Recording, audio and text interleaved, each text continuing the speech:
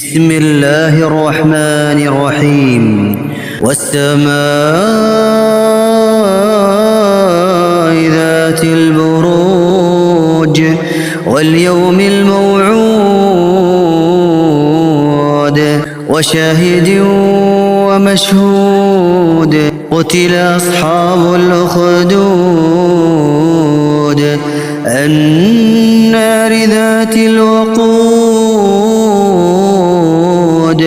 النار ذات الوقود إذ هم عليها قعود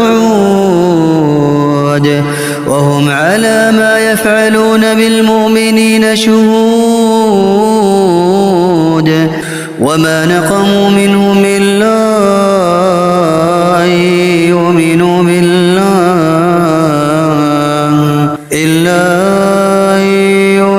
بالله العزيز الحميد الذي له